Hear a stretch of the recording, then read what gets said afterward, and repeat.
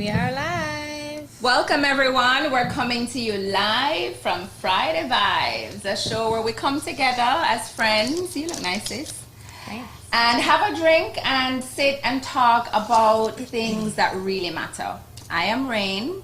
I'm Sky. Jarrett.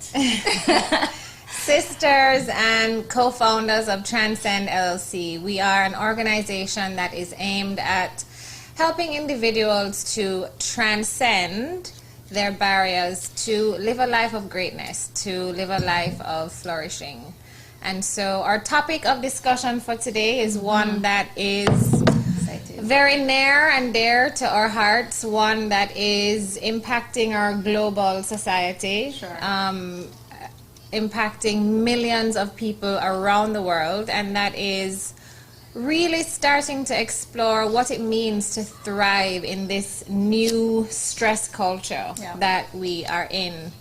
And I'd love to hear from you, sis, as a sociologist, your perspective on this idea that stress has become a new way of life for many people. Yeah, it's interesting because we are a capitalist society for sure, so productivity is very important, and we've come to be a society that we really define ourselves and our values through our work and through what we do. And so working and being busy becomes something that you aspire towards.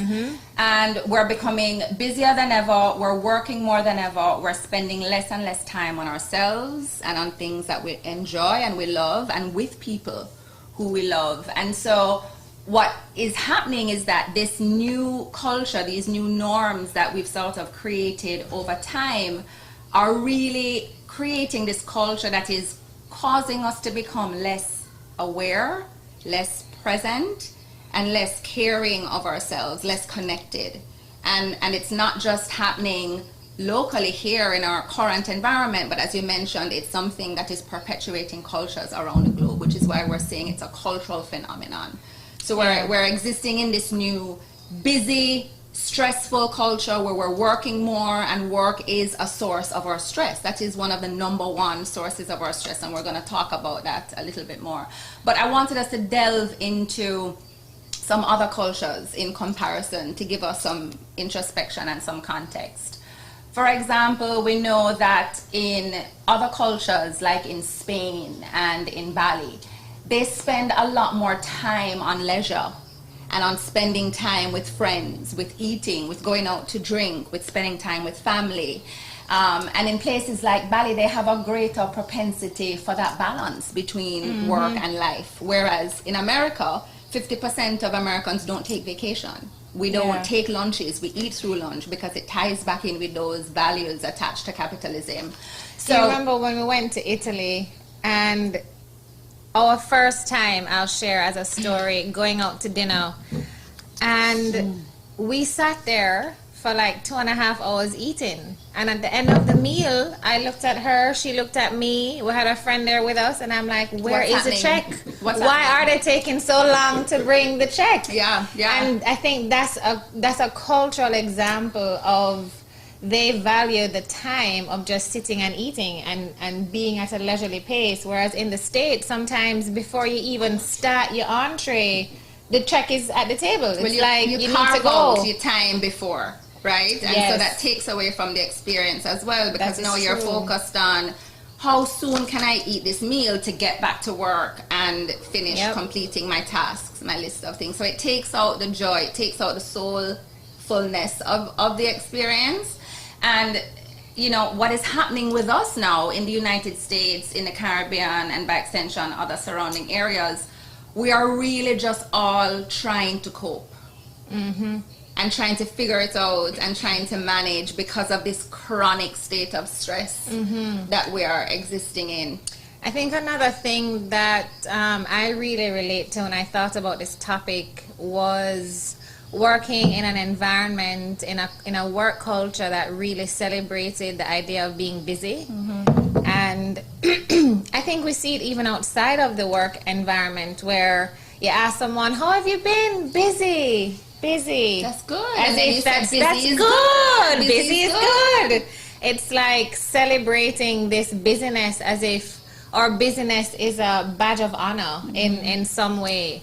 I mean, that's so intrinsic in our culture, in our society. And the I fact think that that's the first thing we mentioned. that's How the are first you? I've thing been we busy. mentioned. Not Yeah. how are you? How are you feeling? How is Yeah. life treating you? But how are you? I've been busy. Yeah. Another that interesting tends to be the question tendency. I've heard is, how are you traveling? Like, how are you traveling today? Just To suggest traveling is life. So how are you're you traveling through life. So Right. how is are that you going? traveling? Yes. Yeah. How are you traveling? Yeah. That's interesting. That's interesting.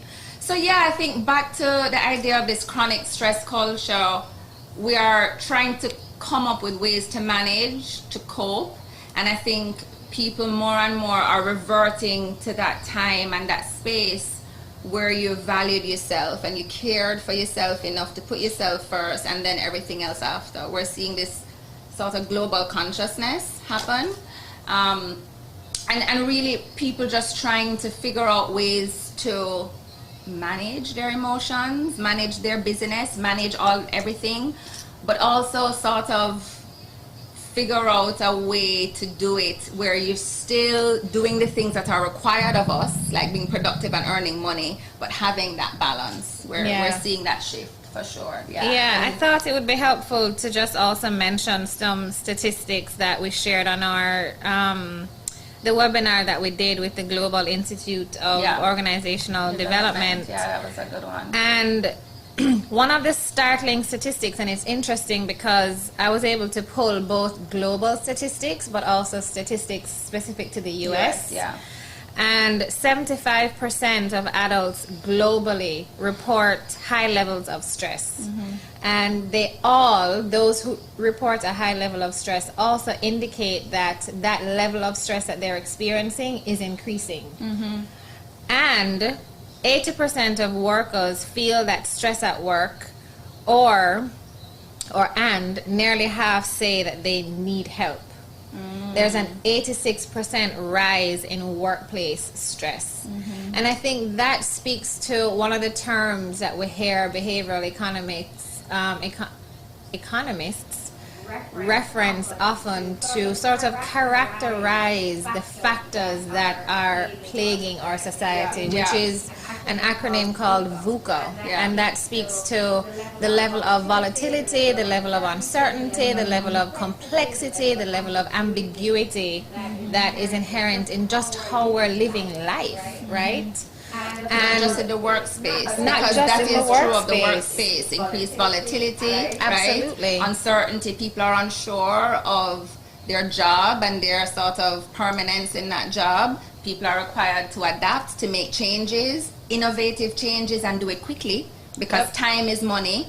And this is becoming a culture not only in work but in life in general, right? So that VUCA culture, That VUCA culture, I think it's real in the workplace and also in life. I mean, one of the things I can say I experience, and I'm sure it's true for many of you watching, hi Pear, is waking up in the morning and looking at the notifications on your phone. My alarm goes off at 6:30 and I have a string of notifications, and they're from CNN, they're from Blinklist, they're from Skim, they're from Huffington Post, they're from the Washington, they're like coming from all of these different sources. One of the organizations that we do work with, the Potential Project, they talk about the information overload. And for recovering overachieving perfectionists like myself, who want to feel like I'm staying top of my game. I want to feel informed and I want to be abreast with the latest of news. And it's a lot of information coming at you, not to mention the text messages, the emails, the WhatsApp messages, the Instagram DMs, the Instagram feedback, the likes, etc. It's just information coming from so many places. And I think for many of us, we can say that we wake up in the morning feeling like our world is spinning, right? Like we're caught in the middle of waking up to that storm of stuff that we have to deal with. And so a question that I like to challenge a lot of the clients that I work with in a business context is to say, what would it mean for you to become the eye of the storm, right? To be a source of calm, to be a source of wisdom within that chaos that is swirling. And what does it take for you to be able to do that? For you to embody that feeling of calm, that feeling of just bringing that presence to a moment of chaos, being that source of wisdom in a moment of chaos. And being able to do that for ourselves, and for those of us who have a leadership role, to be able to do that for our employees as well, right? That's such an important role that we can play. And that's a part of what mindfulness has done for me. So we'll talk about anxiety in a bit, but the more aware I became of myself, the more I was able to achieve self-awareness, is the more I was able to identify what some of those stressors were. And I was able, through that presence, sort of gain that awareness of the fact that looking at my phone when I wake up in the morning adds to my anxiety. It adds to that heightened sense of stress, of the need to respond immediately, of more things to add to my to-do list, and then I worry about forgetting it. And already, before I've even gotten out of bed physically, I'm starting the day with this cloudiness of stuff. And so I think mindfulness for sure has helped me to bring an intentionality to how I start my day and how I set the tone of my day, identifying those things that would make that more challenging.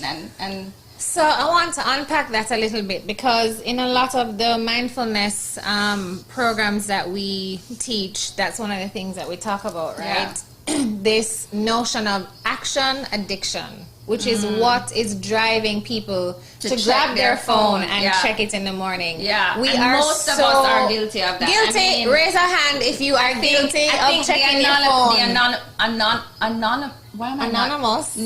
Anomaly. The anomaly is the person who is not checking their phone in the morning. So just confession, yes, Pierre admits that he checks his phone when he wakes up in the morning. Work in progress. No judgment there. But let's unpack why that is, right? I think that would be helpful. The action addiction, that feeling that we get, the feeling of accomplishment that we get from doing something, from taking action. There is actually a dopamine hit. And so if it even is just checking our phone and doing something, we feel good because we checked. Just by checking. I went into an elevator the other day at the hospital with Mommy, and this guy walks onto the elevator, and I'm watching him because I'm always so curious, right?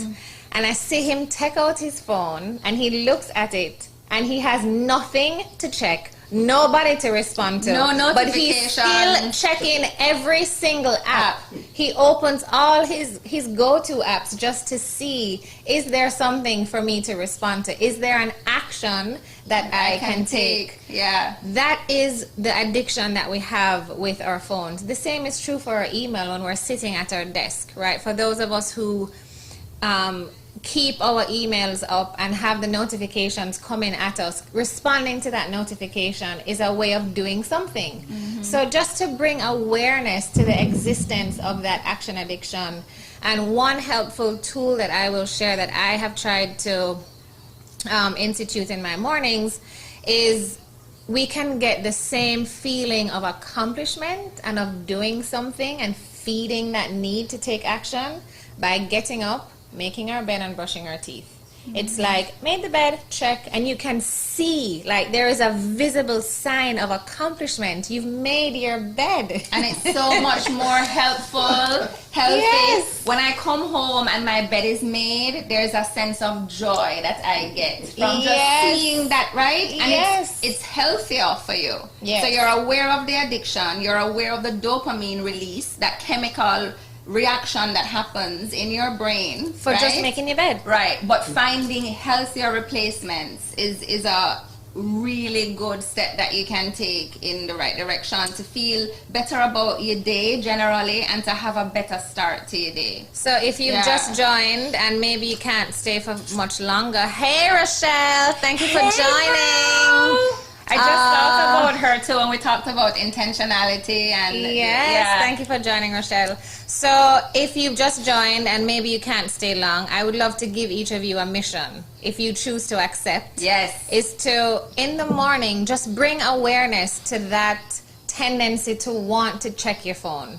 if nothing else, just notice that tendency of wanting to do that. And if you dare to put space between it, put a little space between it. Maybe choose not to check your phone, jump out of bed and make your bed so that you can feel a level of accomplishment, because you will get the same dopamine hit by making your bed and not checking your phone. And what you're not getting is the increase in the hormone that starts with a C. I'm forgetting it. But cortisol, right. which is the stress hormone. By so checking your phone Instagram can give you a rise in cortisol by checking the email and seeing all the things you have to respond to and all the people, and I didn't get enough likes and whatever other narratives you have in your head.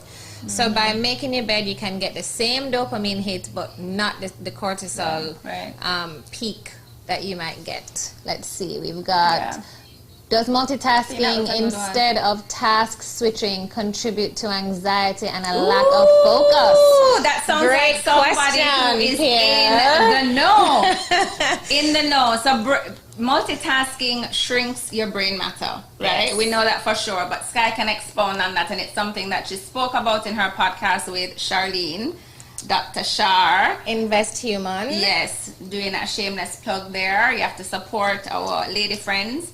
But I think it's a good topic to sort of touch on just a little bit, because again, it's something that we pride ourselves on, the ability to multitask, right? It's a revered attribute. And I think the awareness of what actually happens in our brain when we multitask would be very helpful. So I'm glad you asked that question. Yeah, good Pear. question. So what Pear asked is the difference between multitasking and switch tasking, and does multitasking increase our experience of stress and anxiety? So some of the brain science behind that, and I think this is so fascinating, because I think several years ago there was a lot of, excitement, if you will, or value in people who were able to multitask. And I saw a commercial on TV with this girl talking about, really bragging about her ability to multitask. And I think many of us pride ourselves, and we would say that women are better multitasker than men, and it became this big wave of our ability to multitask. Job announcements were looking for people with the ability to multitask. Sure. And so what Stanford University wanted to find out is there really what is the value of multitasking? And they were in for a big surprise. They were in for a major surprise, because what they found is that the adverse effect of multitasking really does not add up to what people perceive as the value, right? First of all, as Rain mentioned, the brain matter in your prefrontal cortex shrinks over time. The more you multitask is the smaller your brain gets, right? So if you want to walk around with smaller brains, by all means, multitask away. Multitask. But the other thing relative to what Pear asked about the difference between multitasking and switch tasking is the level task switching is the level of energy that it takes to be able to multitask. And I mean, think about it. For those of you who might find yourself multitasking at work, how many times are you in the middle of something and someone walks up to you to have a conversation, ask you for something, follow up on something, and you go back to your laptop and you think, what was I doing? Where was I? Because you have so many documents that are open, or you're on a conference call checking emails or working on something, someone calls on you, you missed it, you're like, sorry, what did you say? It really takes a lot of brain power to be able to, first of all, our brains technically cannot multitask. We cannot do two things. Give our focus and attention to two things at the same time. Equally. So having to switch back and forth drains a lot of energy. And while the prefrontal cortex is only 20% of our brain functioning, it takes majority of our brain power to do the prefrontal cortex. And so we are really exhausting our energy. And so what you might experience is, higher levels of fatigue, less creativity, because you're using all of the executive function of your brain just to manage all the different tasks that you're multitasking. You're taking away that brain power from the level of creativity, from being innovative, from doing the problem solving, because you're using that energy.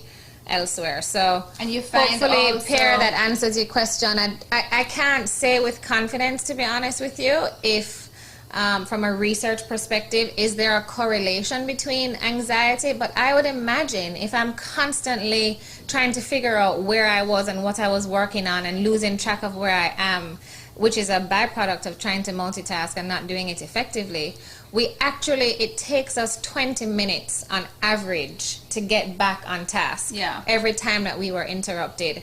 And so wasting that time, the paradox is we think we're gaining time by multitasking, but the paradox is we're actually losing time because we're taking 20 minutes on average to bounce back. It takes more time. It takes more time. Invariably, that adds to the level of frustration because now you've done less of your to-dos, right? They have traveled over to the next day. And I think what is also important to note is within that space of multitasking, your level of frustration heightens as well. Yeah. Because of that task of moving from one to the other, the time that you've lost, the energy it takes to refocus. So in general, I think anecdotally, you could say that there is evidence to suggest that it does increase your level of stress and anxiety. So I mean, the alternative I like to point out the research behind the things that we're suggesting not to do, and also provide an alternative. Sure. So Pierre used the term of task switching, right? And that there's a very slight nuance in that, but I think it's important to mention because it is being more choiceful in when you decide, I'm not going to do this, I'm now going to do that. And making that be a conscious effort and really exercising the power of choice in that moment. So you are choosing what to focus on and really managing your attention. So an example might be you're working on something, an email notification comes in and you choose not to read that email, or you might choose to read the email. But that is a conscious choice that you're training your mind to be able to do. Yeah. Hope that answered your question. Dynamite says, okay, Pierre says he does not want a smaller brain. I'm happy. CEO First is cracking himself up. Dynamite says, oh no, I used to be a multitasker during my career.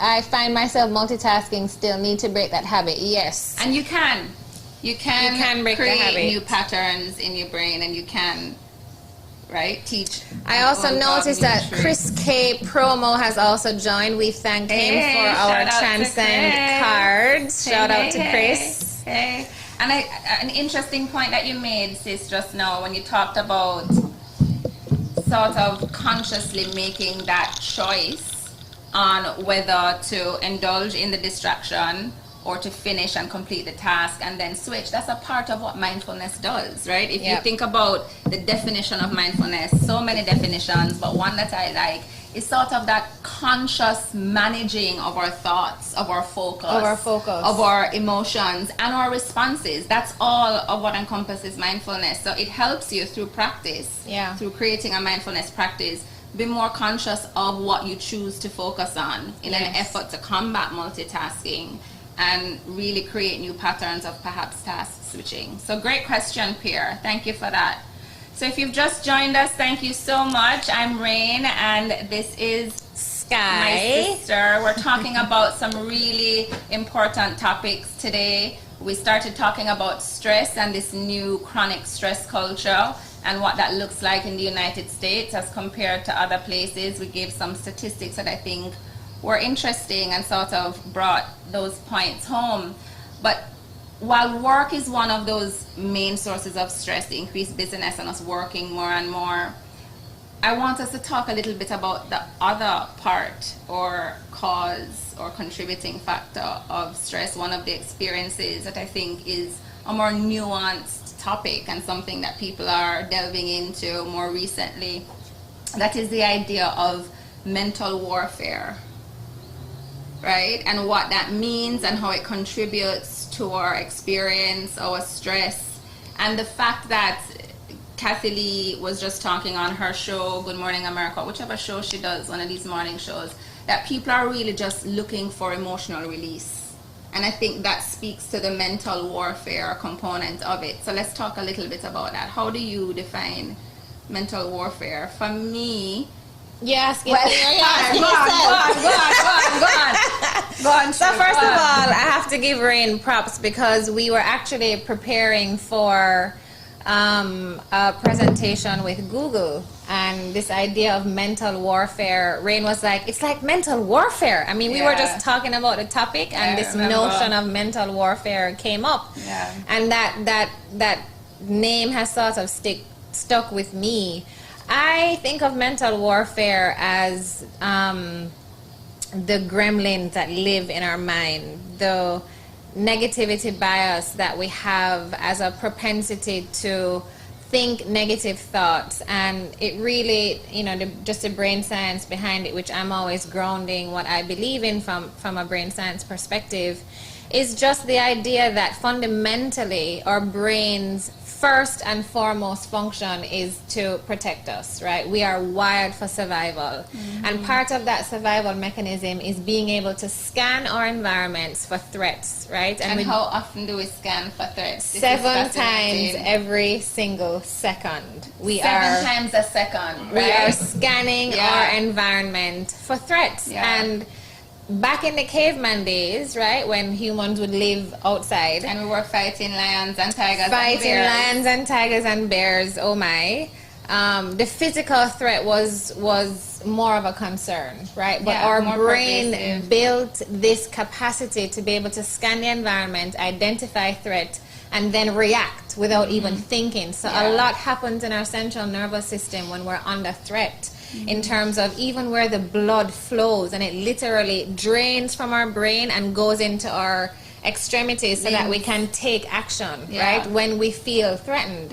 It is so fascinating.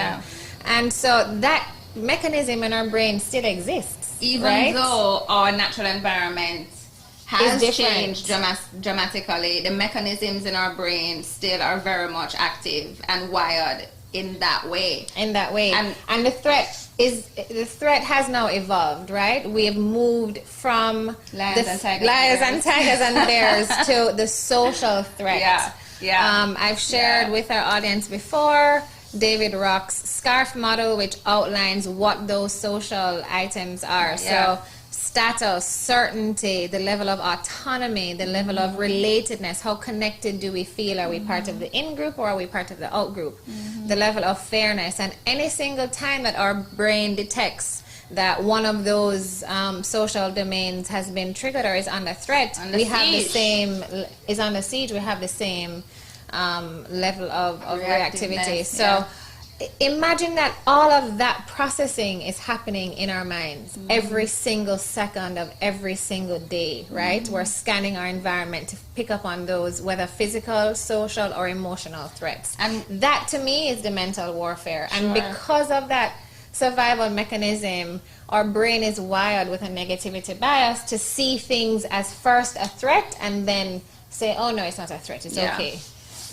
So that's how I think of mental warfare, and the negative talk and the mind chatter that comes, the mental mind chatter that comes with the processing of what the brain is going through. And I think the science tells us that the brain processes physical and social threats in the same way. Exactly. That there's no distinction. So just as we would fear a lion, right, with its jaws open and ready to nyam we, right? We perceive those social threats from the SCARF model in the very same way. And so along with those sort of scanning that happen, we also process stimulus, right, from all of these social components that we interact with. And we have approximately 90,000 thoughts a day, right? So we have this scanning, and then we have all these negative stimulation, because 90% of those thoughts we know tend to be negative. Again, back to the negativity bias. But it's not just the thoughts, it's the stimulation, right? From the media, from our phones. The information overload. So it really creates this perfect storm, right? With the chronic stress culture and this mental warfare. And I think that's where we want to sort of situate the conversation in for the rest of the time that we have. Let's talk a little bit, sis, about burnout, Right? This is something I think that you can speak very well on based on experience, but I think it's something that again is a part of this chronic global stress culture. And I think it's interesting because workplace burnout is real. Right? Yes. Can we get an amen? Can we get an amen? But burnout is real. It is real, but what does the World Health Organization say about burnout? Right? Well, they say quite a bit. Fascinating to me.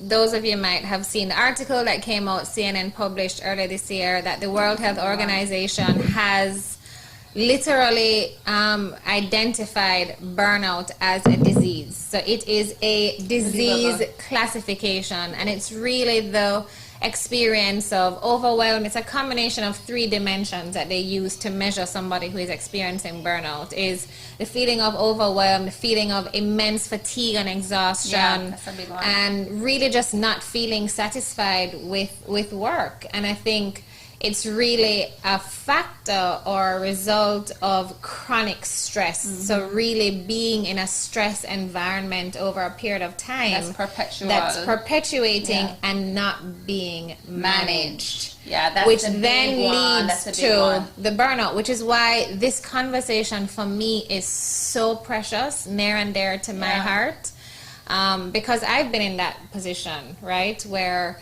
I was in an environment that literally celebrated, you know, the busyness that we talked about earlier, and really we prided ourselves on operating at a certain level and performing at a certain standard and really exerting ourselves to our limits. And we took a lot of pride. You know, people would come in and say, oh my gosh, I haven't slept in 3 days, as if that's something to be proud of. It's a badge of honor. I'm so productive, I'm so busy, I'm so valuable, I'm so important. Exactly. That is what busyness has equated to, right? Busyness equals worth. As a global cultural phenomenon. As a global so it's not just a phenomenon. personal, individual thing. Yeah. And, you know, I think what's important there is it's one thing to be in that environment, but a completely different thing, because what they distinguished, the key distinguisher for me in reading that article, was picking up on the word not managed, right? So it's not to say that stress is not a common experience. I think one of the things that I shared in one of my posts earlier this week is the fact that the pace of change is the fastest that it has ever been and the slowest it will ever be. So this pace of life that we find so difficult to keep up with, it's not going to get any better. It's only going to get more difficult. And so managing this pace of life, managing our stressful environments is really key to being the eye of the storm, right? Actually bringing a sense of calm and groundedness to chaos, right? That to me is so instrumental. And I think being in that environment, for me, having a panic attack that I felt was the end of my life, I swore it was a heart attack. You got the phone call at 4 o'clock in the morning saying, I remember, there is something wrong with me. I'm having a panic attack. I think I'm going to the ER. Hospital. And then working my way into being in a space where I can be home in my body. I can feel at calm and be at ease within myself, despite the level of chaos that might be going on around me. That's why the image of a storm and me being in the center of it is so vivid for me, because I feel like that's the center of calm that I've been able to create within me. I mean, and that brings up a really good point, sis, because I think what we're finding is a lot of social scientists who are doing work and doing research on these topics, what we're coming away with is that distress is normal, right? Stress is normal, but we don't have the tools, right? We don't have the tools to, one, understand ourselves, and two, we don't have the tools to manage that stress. And I think another thing that I wanted to mention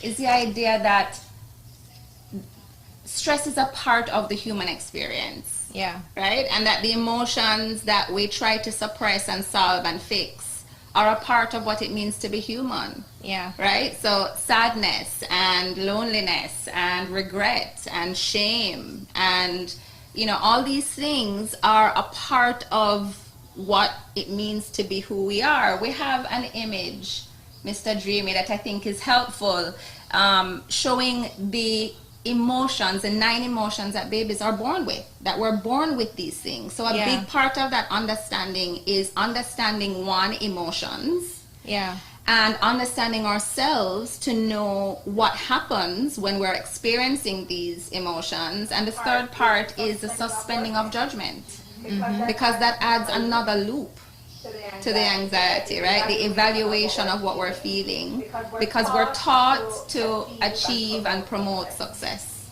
right? And to project that. And so when we're feeling lonely, when we're feeling sad, when we're feeling shame, we feel as if we are failing.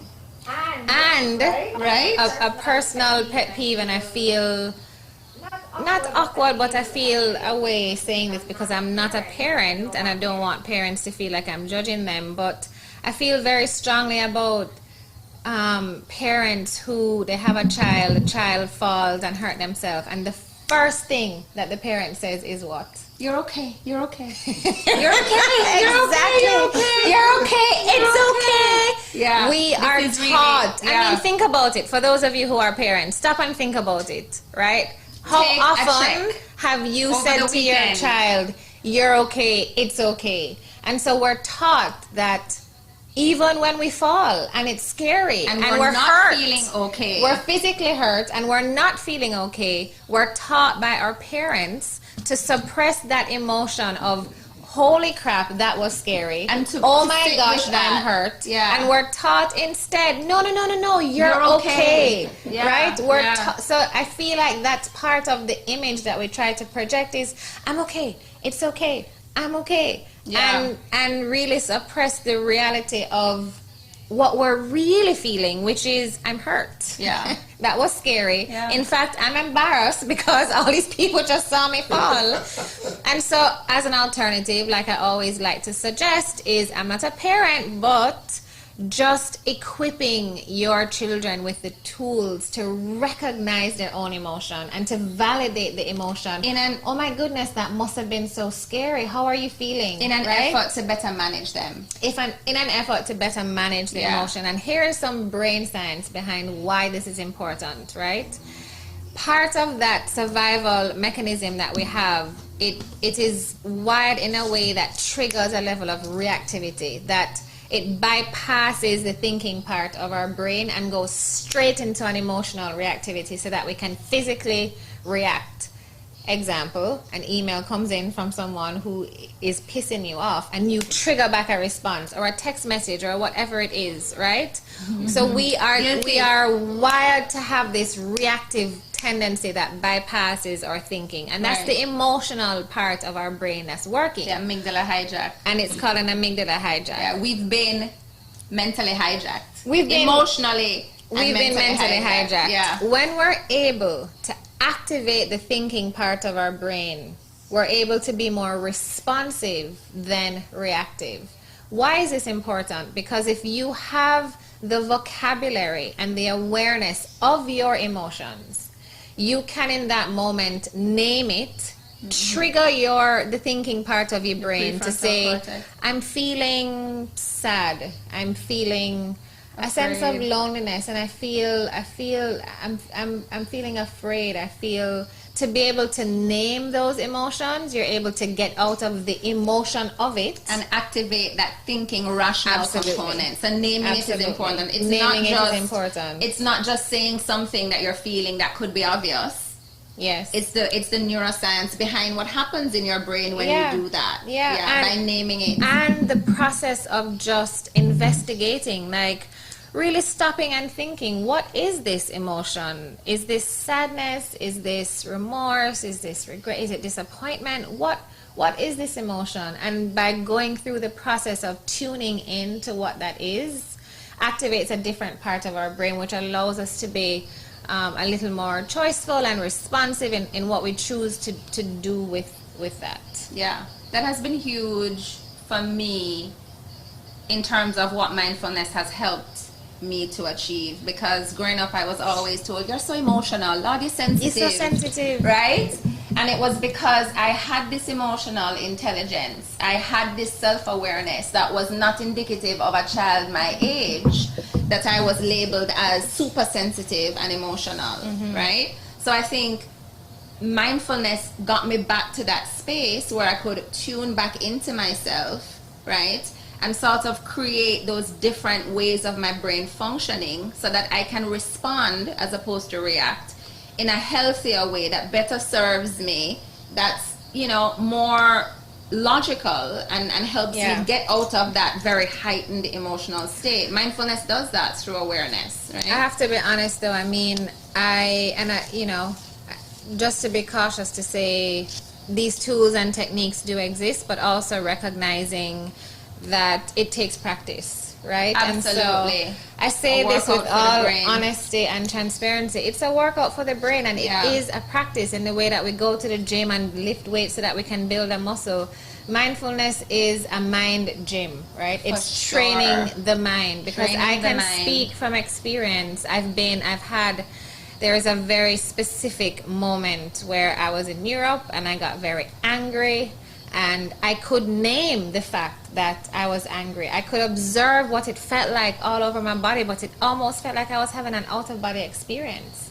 Because anger for me, it was just not an emotion that I had explored and gotten to know very well. And so it was difficult to sort of manage the anger in that moment. And I raise that because I think it's important to point out that the more we sort of visit with ourselves, if you will, check in with ourselves and build our self-awareness around, as we go through different experiences, what are we thinking, what are we feeling emotionally, and what are we feeling in terms of the felt sense of where it's living in our body, where are we the physical manifestation, physiological manifestation of the experience.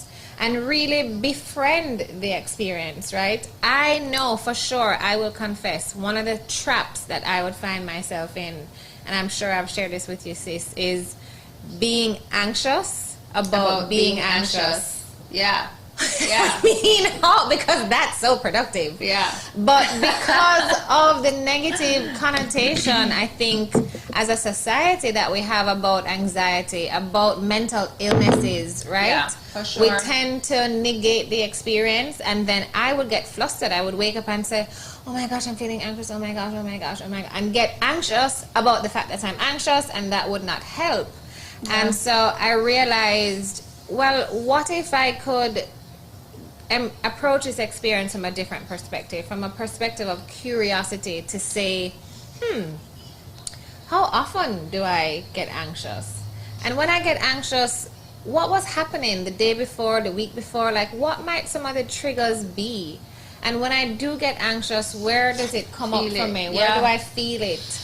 And then one of the things that I know you're big on is, how can I take care of myself in those moments of anxiety? That's huge for me. Really finding what feels good, right? And knowing what those techniques are, what those things are that will help us, I think is so important and such a huge part of really equipping ourselves with the tools to be able to manage these experiences. And I think it's important to go back to the non-judgment, because that second level of discomfort that you feel on top of the anxiety that you get from the self-evaluation, right? By suspending that judgment, by sitting in it, befriending it through the awareness, you really sort of stop that continuous loop. Yes. You put a break between that vicious cycle of feeling anxious about feeling anxious. So that for me is a part of the self-care as well. Not validating it and justifying it, but just sitting with it. And observing it and being aware, not judging it at all, not saying I'm anxious and I'm validated, I have reason to, no, just sitting with it. And then perhaps the next question is, okay, so this is how I'm feeling, now how can I support myself? I had the absolute honor. I'm so sad that you and Ard were not able to join as planned, but I went to see Tony Robbins. I'm about to say what you bring comes from me now, because what could have been so monumental that happened in the last couple of weeks that I didn't know about. It was Tony Robbins. Tony Robbins. Sri Tony Robbins. Love him. One of the things Love that him. Tony Robbins talks about, which is so important to me, is the fact that we can have a bad moment, but we don't have to have a bad day. And what that speaks to for me is the fact that these moments will come and go, but we can be at choice in how we want to spend the rest of our day, spend the rest of our week, and being able to shift our state experience, right? Being able to shift our state of mind, being able to shift the mood that we're in. That's something that we have the power to do. And Absolutely. I will tell you that Absolutely. by sitting on a mat or cushion or couch or chair, wherever meditation might happen for you, and training the mind to focus on a certain thing and choosing what to focus on and noticing that you've been distracted and coming back to your anchor of the breath or whatever object you're focusing on, we build that capacity to make that shift, to move from a state of distractedness to a state of focus. Likewise, when we're not on the mat, our mind, because we've trained it to do that on the mat, we can now do that in moments of our life experiences where something comes at us, we're triggered, we're under stress, we feel under threat, and we can then make a choice in how and where we want to shift. And if we wake up in the morning and feel like we are anxious, I will use an I statement. If I wake up in the morning and notice that I am feeling anxious, I can make a choice and say, okay, do I want to stay in my bed and wallow in my sorrow? Or do I want to go on with my day, right? And that is a choice that And we are can there make. decisions that I need to make to adjust, right? To help, again, going back to supporting myself. Self-care. When you were talking about the sort of working out on the mat or wherever through meditation, so that when you're triggered, and I thought about carnival and working out, getting the carnival body ready. Yes. You know what you're going to experience in carnival, and so you are preparing Amen. for it. In the gym, y'all laugh like it's joking, serious, you're dreaming, right? So why not I wish prepare that was something I taught ourselves? so many Why not people. prepare ourselves? It's funny because you were talking about the cultural component, and that's my thing. We're not taught. We weren't born. We're not sort of shown the way about how to learn about ourselves and understand That's ourselves. what Jan 34 Bunny just said. Yes to that Oh. shifting. I wish that was something that was taught so people could learn how to make the shift or choice from an early age. Yeah, I so mean, that is essentially social and emotional development, right? Yeah. And culturally, we are culturally ignorant to social and emotional learning and development. As I was saying, we're not born with these strategies. We're not Yeah. taught how to manage our emotions. We're not taught how to fail. We're not taught how to self-soothe. We're not taught these things. And so when we find ourselves in this volatile environment, how do we expect to survive? Well, right? We don't must struggle. And more if we don't have the tools. Well, more than just a survival, it is, one of the things that you have raised as well, sis, is because it's not normalized as a society to really open ourselves to the full expression of human emotions. Yeah, the range and it's of so human emotions. taboo to have anxiety, to be feeling overwhelmed, to be experiencing burnout, or to be depressed, for example. Yeah. We don't talk about it. Yeah, that's what we don't share because of the shame. Yeah. Because guess what? If we talk about it, we're in fear of what that means. Yeah. Being How will we be judged, perceived? how will we be right? perceived? We'll be seen as inept and incapable of doing our job, right? I Yeah. don't want to talk about the fact that I struggle with anxiety because I'm not going to be taken seriously as a Broadway dancer. How can I do both? Yeah. Right? How can I have both, right? Yeah.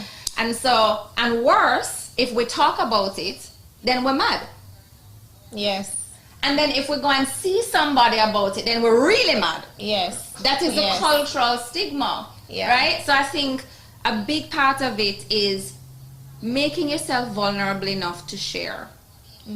Because there is something about the commonality of the experience that really allows some of that anxiety to just melt away. Knowing that it is a shared experience. 80%, so that's 4 out of 5 people. 4 out of 5 people experience anxiety. Yeah. That so is an if that epidemic. is not enough a to universal normalize. experience. Yeah. And I think an important distinction that I want to make as well is the difference between experiencing anxiety, having a moment of anxiety, and having an anxiety disorder. We have a visual. Dreamy, can we bring that up? It's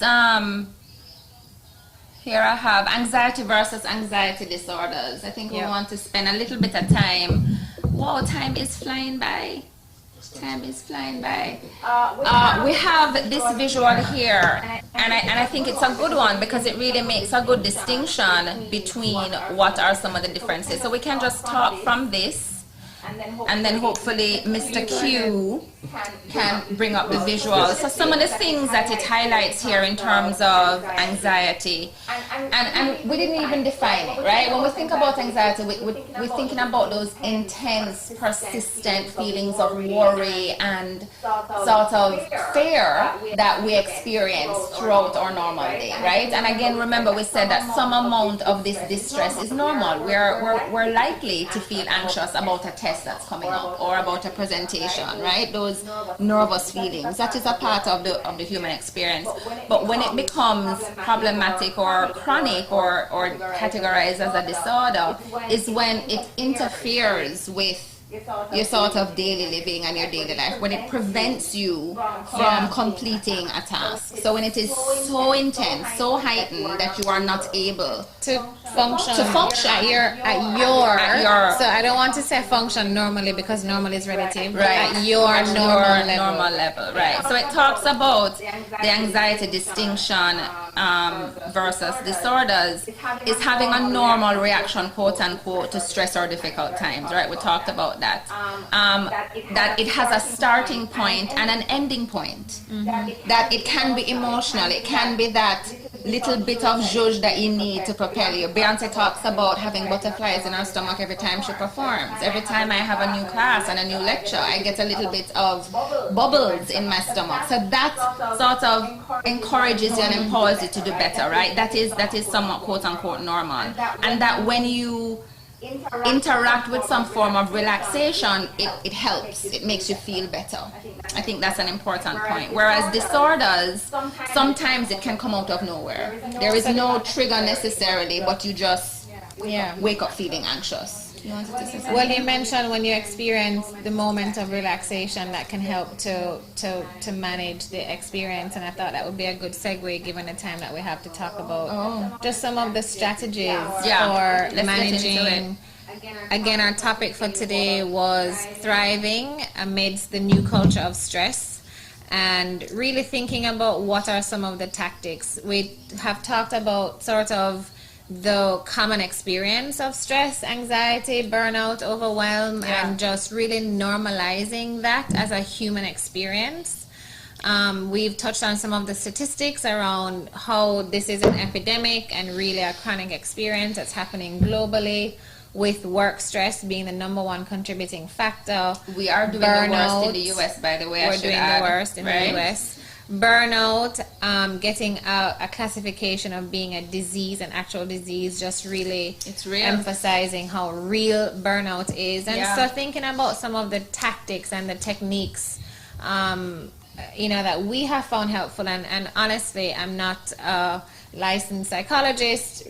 We're not speaking from a place of being licensed here, but really from personal experience and what the brain science that we've studied and we've learned, our mindfulness training, some of the tools that we've gained along the way that we feel are really important to share with people. So and helps us with our business and and our turmoil of life and the storm that keeps hitting us. I mean, I think for me it's building an awareness of the experience, sort of giving myself permission to experience the full breadth of human emotions and not become anxious about my anxiety, but suspending the judgment. Really suspend the judgment when that's happening, and tuning in to know the signals, right? Because we can, I think, in many ways avoid getting to that point. Again, it's the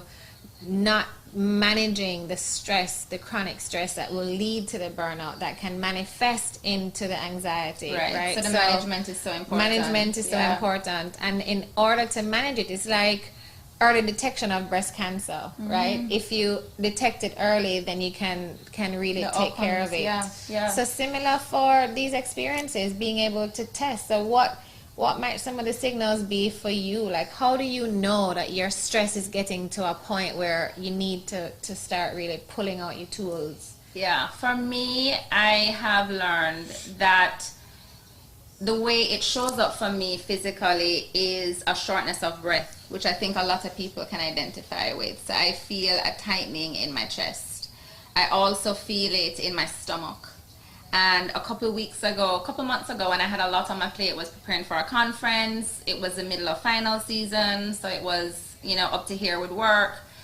And for the last maybe 2 or 3 days, I was increasingly grumpy and very sort of snappy. And because I wasn't in tune, because I was just sort of going, I lacked that awareness. And one morning I woke up and took a check of myself, did a scan.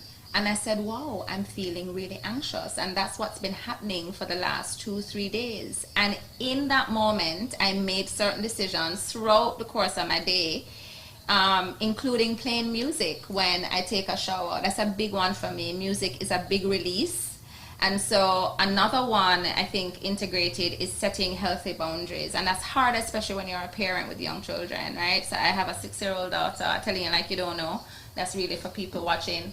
And so I tell her, not only do I normalize emotions for her and have those conversations for her to be able to communicate how she's feeling, which is a big part of the awareness, but I tell her mommy needs mommy time, right? Because if mommy doesn't get mommy time, this is what happens. And I don't like feeling that way. So to get her to a level of understanding, to appreciate and respect what I need, because those boundaries are vitally important. So when I am taking my shower, which I have to do anyway for a couple minutes, it's not adding something to my already full day. It's putting something in place, integrating it in my day that I know is going to serve me and help me to sort of function and flourish better in that day. So for those few minutes, I'm very intentional about the type of music I play though, right? So I'm not going to play something that's going to rile me up and make me feel even more cross, angry, and miserable. And I take those few minutes. So it's a big part of the process for me. And it doesn't stop the triggers from happening. It doesn't stop those days that I wake up feeling extra anxious. But again, I have these tools. So boundaries are important. Things that feed my soul, like music, the awareness, knowing and being able to identify how I'm feeling in that moment so that I can take these other steps, are vitally important to me. And I think for children, it's really important that we start the conversation early, as people were saying, because a lot is going on in their brain. As children, they have the most rapid changes from 0 to 5 or 6, right? And so they're trying to, their brain is not fully developed. Yeah. Right? And so we have these expectations of them that are not realistic, and that adds to the frustration. They don't have the reasoning skills. They don't have the reasoning skills. Cortex, yeah. That adds to the frustration of both of us. And when she's stressed, I'm stressed. So a part of managing my well-being and my stress is arming her as well with the tools so that we have that sort of communication. And Rory wants to know what's on your feel-good playlist. Send me a link later and I'll tell you what's on my feel-good. Chronics, I Can sure. is on mine, and Tyrus Riley, My Day, is part of my morning mojo. Yeah, so I think it's a practice Guy and I have shared, and Noah is in on it as well. We play music every morning, very specific music. My Day is one of them. Chronics, I Can is one of them. But when I'm Chronics having and Kabaka Pyramid is another one. That is the family time. That is setting the day. Live and the video tone. ended. 39 views, but we can continue. Yeah, sorry for those on Instagram Live. A part of my list too is Daniel Caesar. I like me some Daniel Caesar. That sets a nice mood for me. Yeah.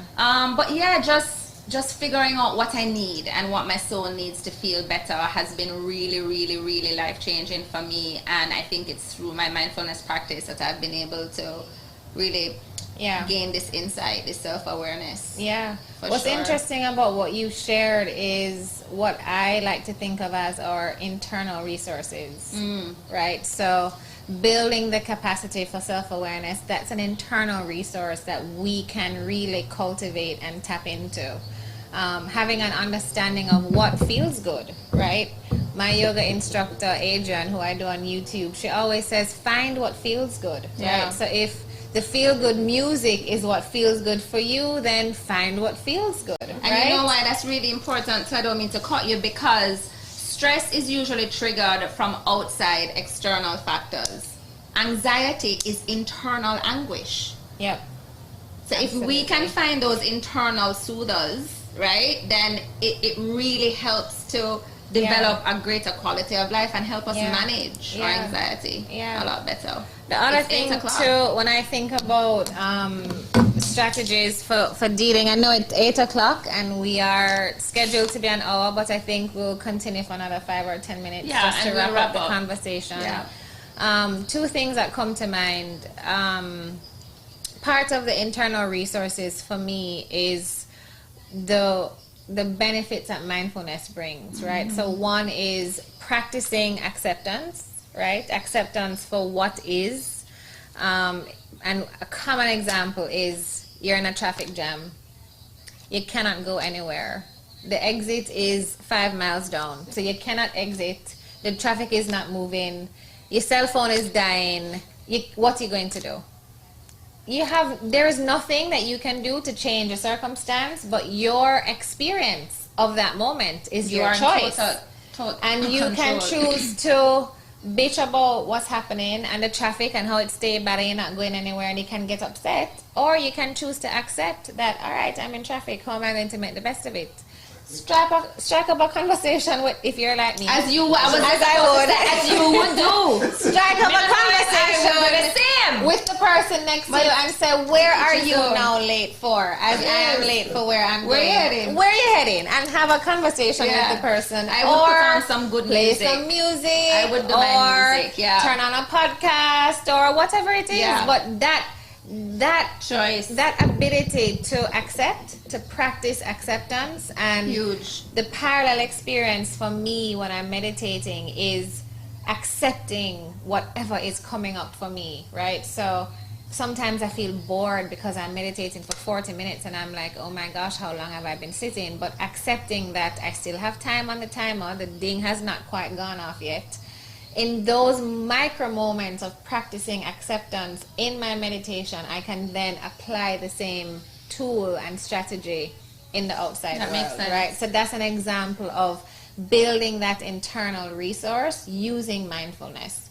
I think the other thing that I love is the idea of equanimity, right? Finding sort of the common reference for this is the two wings of a bird, right? And so having a mindfulness practice that allows you to get mindfulness really is insight, right? Insight into ourselves, building self-awareness. So having that insight of who we are and how we experience the world and what is the mental chatter that's happening for us. And on the other side of that balanced bird with the wings, is bringing a level of compassion to that reality. So knowing that I have a tendency to get anxious about being anxious, right? I can bring compassion to those moments and say, oh my gosh, here we go again. Welcome, anxiety. You have arrived once again. What am I going to do with you? What do you need today? What do you need How can today? I help you? How can I help you? To keep Mr. Anxiety, how can I help you? How can I help you, right? And bring in, and I put my hand on my heart because that's something that I typically do, is to bring compassion to that experience. Oh my gosh, you're feeling anxious. This really sucks, you know? But not judging it, which I just said, this really sucks. So that's an important one, managing our energy. So the thing I will point out here is that everything we do is either an energy giver or an energy taker. Yeah. That includes the people that we're around, and to really scan and assess for ourselves, are these people energy givers or are they energy takers?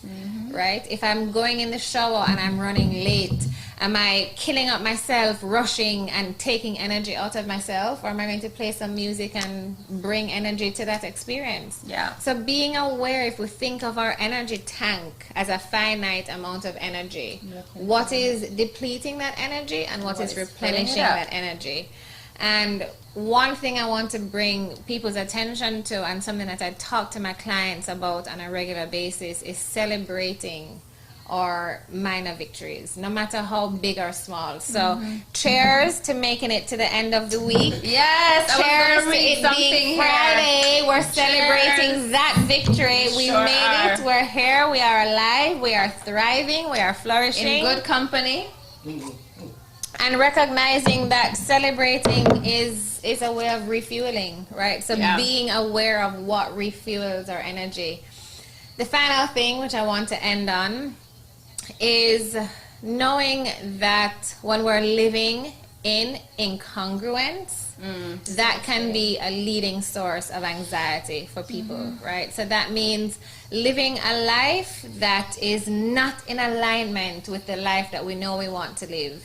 Living outside of being our ideal selves, that can be a source of anxiety for many people. And I think the difficulty there is that many people don't really know what they want out of life. They don't really know who they are and what's important to them. And so again, we talked about this last month. We're launching our online program, which will help people to really tune in to what is the change, what is the one thing that you can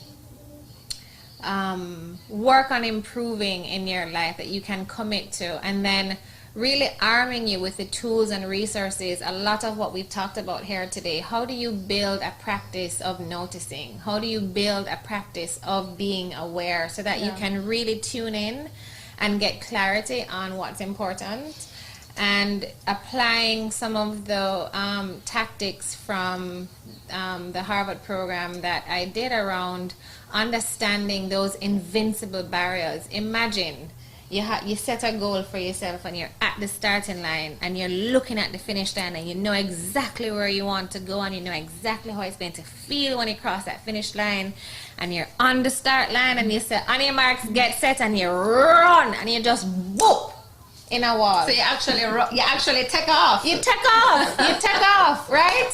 But you lick into an invisible wall that you didn't know was there. How many times does that happen to people, right? We make these New Year's resolutions and we take off with like tech charge, and then before we know it, we hit into an invisible wall. So this program is based on research. 2 Harvard professors that I went through that program to help people uncover what are those invisible walls that you're going to run into, and how do you transcend them?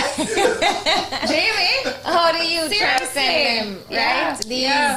These invisible brick walls that will get in our way. And a very powerful technique for identifying them and then understanding how to transcend them so that we can get to that that's gonna be life of greatness. So working on launching that in October, and it will be a really nice infusion of mindfulness practices, building the internal resources that we talked about. So if you're interested, visit our website, transcendglobal.org. Scroll all the way to the bottom. You'll see a place where you can fill out your information, and then when the program launches, we'll be able to send you all the details. Good stuff. I'm working on some stuff as well, but I think I'll share maybe on our website, which you just mentioned. You can follow me at Mindful Parenting 1. One of the things I think my friends have been reaching out to me to really speak on is helping to provide them with those tricks, those strategies to help their kids manage their emotions better. And I think that's something that would be very attractive to parents as we move towards this shift and this delving into social emotional learning, because it really, this mental toughness that we want, that we all want, that we're all speaking to, this resilience, it really starts with our kids and arming them with the strategies and the tools. So I'll be coming out with an online offering for that. 5 tricks to helping you manage your kids' emotions. Excited about that. Yes. So Thank with you that, for joining us. thank you all for joining us. This Friday Vibes on Ira Times. Yes, Mr. Dreamy, big up yourself. Thank you for joining us, Thank you for everybody. joining it was us, a great guys. conversation. That was wonderful. And thank you. We'll be back in 3 weeks, every third Friday. Fourth Friday. Fourth Fourth Friday. Friday. My apologies. Fourth Friday. Sugar See me, I cup give bad and information. all. No, not a wall. Just a little hurdle, you know? Yes. Thank you, yes, everybody. Yeah, we are glad that you are here with us on Ira Times, and boy, I'm telling you, I had fun. Oh, wow. Thanks, Dreamy. Thanks, that's awesome. Thank you so much. Awesome. Thank you for Yes, having us. Have a great weekend, everybody. Okay, as we take it back